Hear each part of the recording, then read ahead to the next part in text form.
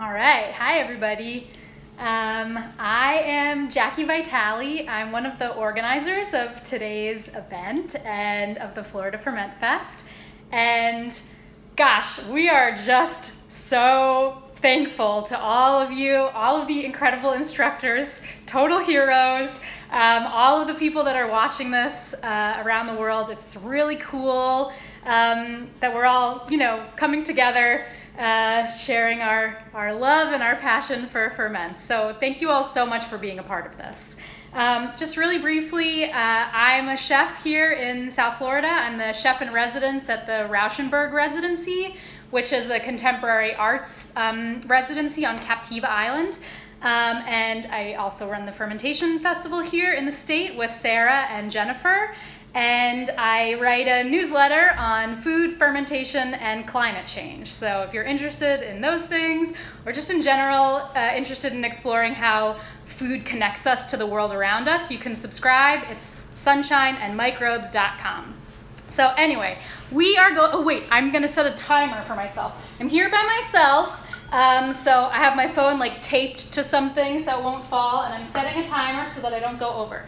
So now, we are going to make kosho, which is one of my favorite condiments, and it's a really easy starter ferment. So it's really hard to mess up.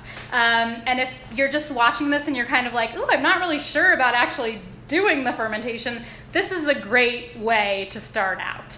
So kosho is a Japanese condiment. It's traditionally made with yuzu, which is a citrus fruit, and hot pepper and salt. And so it's just what it sounds like, a salty, acidic, spicy condiment, and it makes absolutely everything that you put it on taste delicious. So sadly, I do not have access to yuzu, and I have never. You can buy yuzu juice at the Asian grocery. You should support your Asian groceries right now, especially during the pandemic. But you can also just use whatever citrus that you have lying around. Lemons and limes are great, kumquats, a little bit of grapefruit. I wouldn't go too sweet, I wouldn't go into the orange category, although a little bit isn't gonna hurt. And then in regards to the hot pepper, it's also a choose your own adventure. I personally like milder, seasoning peppers, like ají dulce or shishido, because I'm a baby when it comes to heat. But right now I have jalapeno that I grew in our garden here. So what we're gonna do is get our hot peppers prepped. So all I'm doing for this is just chopping off the hard stem, right? And then I'm just kind of cutting the pepper to look inside and make sure there's nothing gross in there.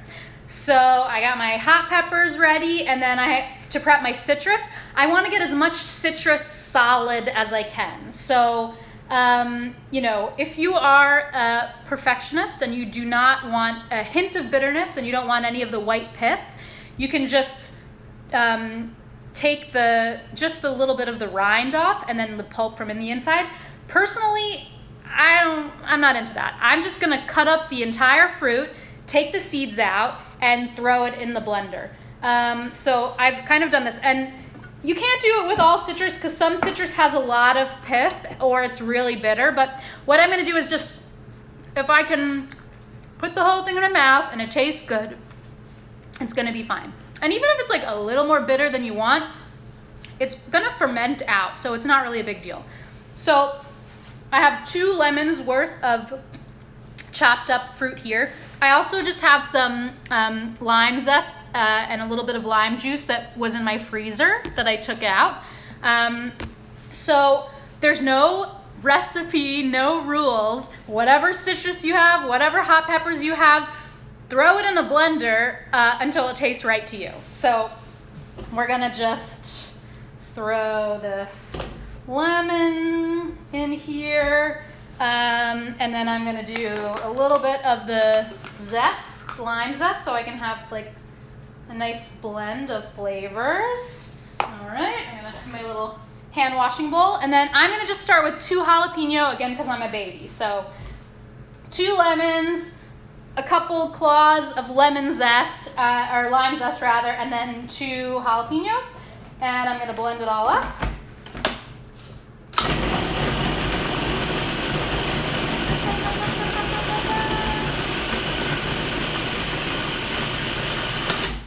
So if you want to have something that's like super duper smooth, do it in a blender, you know, especially like a high power blender, that'll be great. But I like mine a little bit chunky, so I'm just doing it in the food processor, and I don't want to blend it up too much. A little bit more than this though.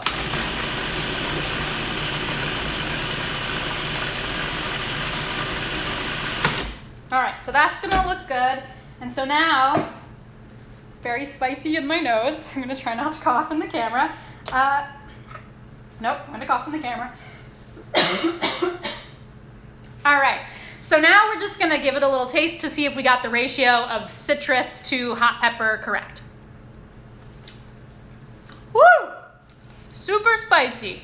So I might throw in like another lemon to kind of cut this down, but we don't have time for that right now. So what we're gonna do now, we got our citrus and our hot pepper blended. And so now we want to pack it in the jar and add salt. And the salt is the only thing that I'm gonna like measure and worry about. I do 2% the weight of the citrus and hot pepper I'm gonna do in salt. So I have my little jar here. All right. And I'm just gonna kind of get it all to one side and then get it in the jar. And so I've tared the jar on my scale, so I'm just weighing the contents that I'm throwing in there. Okay. So just like with any ferment, we want to kind of weigh it, push it all down so there's not a lot of air pockets underneath, right? That's clean. Okay, so I'm just kind of smushing it all. There's actually a piece of tape right in front of the screen, so I can't really tell what's happening. But hopefully you guys can see that smush it down pretty good, right? So there's not a lot of air pockets in there. And now I'm going to weigh to figure out how much salt I need to add. So this weighs 286 grams. That's not including the weight of the jar, that's just the contents. So 2% of 286 is like 6 grams-ish, between 5 and 6 grams. Okay, so I'm gonna just sprinkle that salt directly on top. And I have clean hands, so I'm not worried too much about, you know, using a spoon or anything like that. I'm just gonna sprinkle it right on top, just like that. Use a clean cloth to kind of clean the inside of my jar so that I don't have any little citrus bits kind of floating up. But that doesn't really matter too much with a ferment like this, because between the salt and the citrus, nothing is going to happen to this. It's very unlikely that it's gonna get moldy. So all I'm gonna do is just loosely cover it now. I have my little lid like this. So I'll probably let it ferment now for like 2 weeks, and I can taste it as I go, and when it's the way that I like it, we're ready. So I actually have some from 10 days ago that we'll try, and you can see this. So this one was in the Vitamix, super duper blended. This one is in the food processor, much chunkier. All right, so we're just gonna taste it.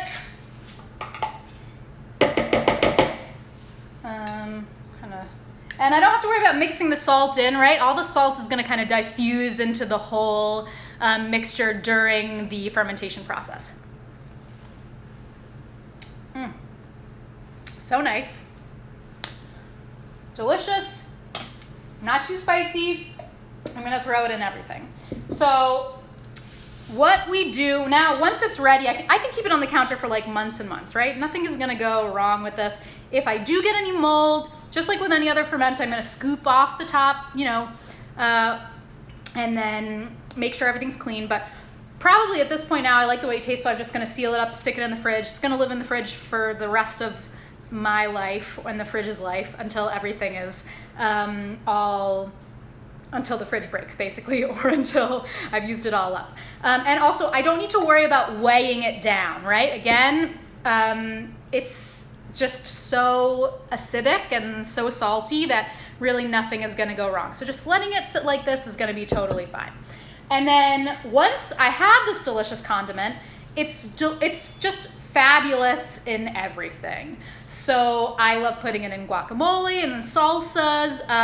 It's great to marinate fish or any kind of vegetable, chicken, absolutely delicious that way. I make a lot of grain bowls with rice and pickles, and then just plopping some of this on top. Anywhere that you'd use hot sauce, you can use this. Great in salad dressings. It's just wonderful. So I hope that you will be inspired to make it. And now I'm going to untape my phone so that I can read through if anybody has any questions about what I just did. So, do you have any questions? Let me know. Did I add sugar? No. Just citrus, hot pepper, and 2% salt. So whatever ratio of citrus and hot pepper works for you. If you want something that's super duper spicy, you can do more hot pepper. If you want something that's just a little tiny bit like me, just 1 or 2 peppers is enough. And then the only thing that we're really measuring out is the salt. And this is, I think, a good opportunity to just kind of take the training wheels off a little bit. You don't need a recipe to do this. It's all about using your senses and deciding if you like the way that it tastes. And you're smart and you're talented and you gotta trust yourself. So anyway, how long are we letting it ferment? Up to you. So this one is 10 days. That's enough. 7 days is probably enough. I live in a hot place, so I don't like to let things go for too long, but if you lived in a cold place, let it ferment for 6 months. Just keep checking on it and tasting it as long as you're, dipping a clean spoon in there. You don't have to worry about it. After the 2 weeks, did you close the lid to preserve it? So yeah, once I'm finished fermenting it, I'm gonna seal the lid up tight and put it in the fridge. Lime juice is great, yes. Did I remove the citrus and pepper seeds? I removed the citrus seeds off camera, but I did not remove the hot pepper seeds, but you can if you would like to have something that is less spicy. So, any other questions? Is 2% salt standard for most veg ferments? That's what I do when I'm adding salt straight to it. If I'm creating a brine with water, I do 1.5%. But it's all about what you like. I know some people do much, much higher than that, so it's all what you want. Can you make it with sweet peppers? Yes, you can make it with sweet peppers. Just be thoughtful about calm yeast. Sweet peppers tend to produce a lot of calm yeast when they ferment. That's the end of that. So you might want to just up the citrus and the hot pepper, but play around. It's whatever you want. You could also add fresh herbs to this, like cilantro. That would be great. So did I mix the salt in? No, I didn't. Just sprinkled it on top, and then osmosis. It's all going to flow down into there. So there's no stirring. You don't have to worry about anything like that. So I am going to post this to my stories, and I'm probably going to just type up a quick recipe and include that on my website, which again is sunshineandmicrobes.com. So that's all for me, and I hope that you'll keep watching. We've got so many more fabulous demos happening all day long. All right, thanks everyone. Bye.